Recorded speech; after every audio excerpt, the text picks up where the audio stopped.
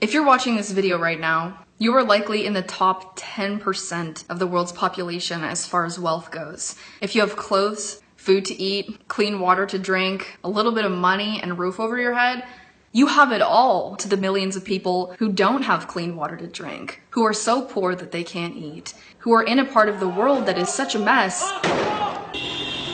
that they can't create the life of their dreams there.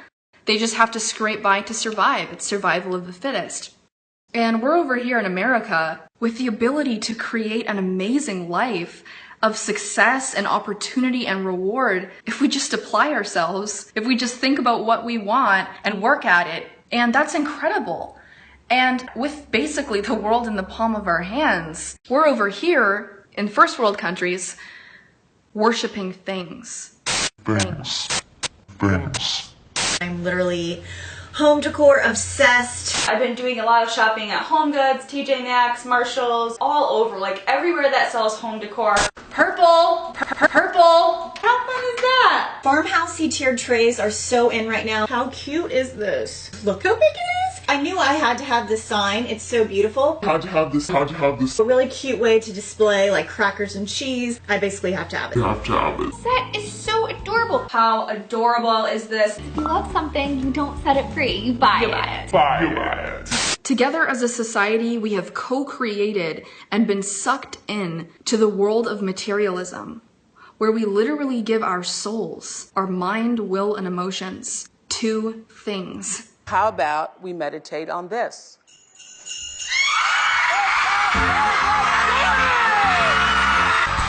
Brand new iPod! Cherry crystal with white sapphires. There ain't nothing wrong with a little bit of bling. Beginning to look a lot like favorite things. Hit it, Joe! You're getting it all. Woo.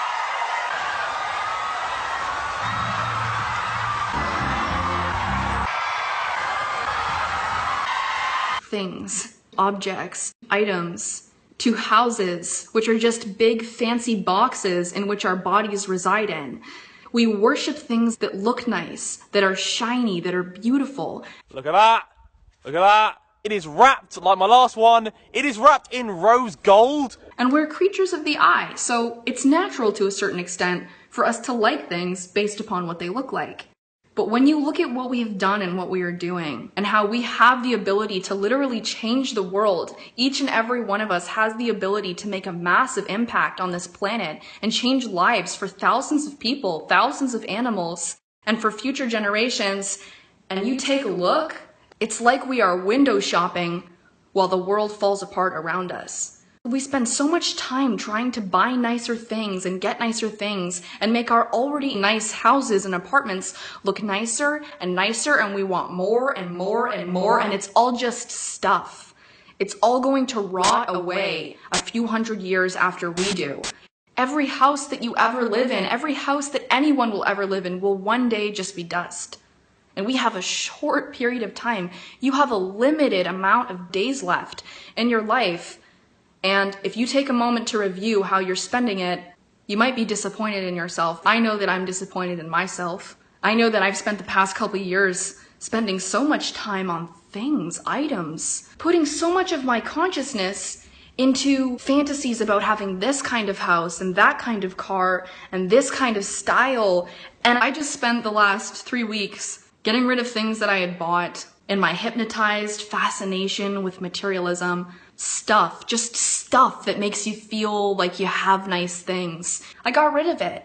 You can do the same thing. A lot of the things that you have, a lot of the stuff that you're hoarding in your home that looks nice or has this memory behind it or has that, it's literally keeping you entangled in the material world so that you're susceptible to be pulled into the material world more and more with every commercial that comes on, with every ad, with every time you walk through a furniture store or the mall or you see other people's homes. You're surrounding yourself with that world and that dimension, and you're gonna remain in it if you do that.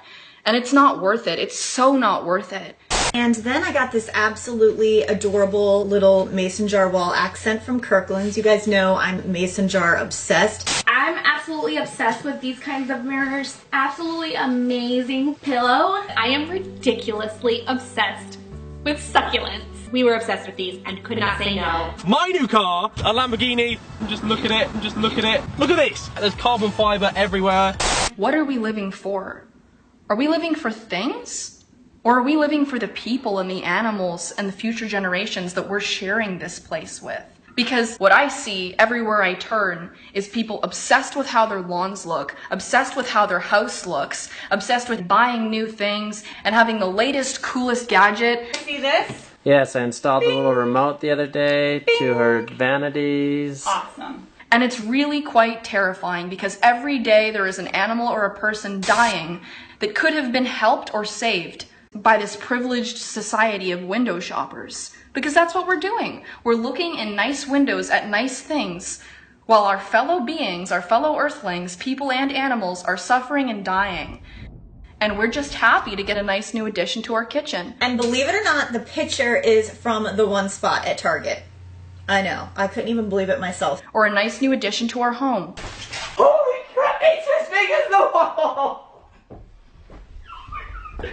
Look at the size of that thing. It's going to get mounted on the wall up there. We're all guilty of it. And we all deserve self-actualization. We all deserve to live the life that we want. But the level to which we are worshiping materialism and the level to which we are being sucked into the material dimension, like I said, it's terrifying. Look at the size of this, like you stand there, like leave your arm out, like that. Even spiritual people and motivational speakers and leaders and artists and creators, look at some of their homes.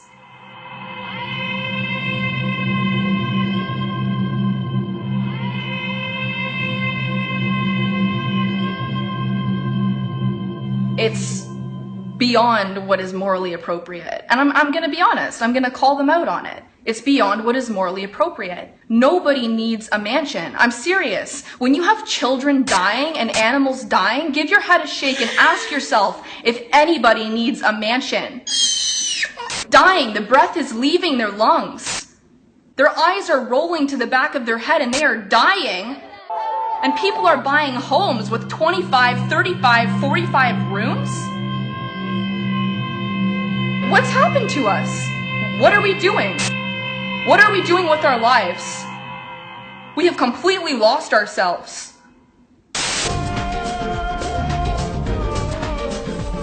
Here we are in the lavish living room.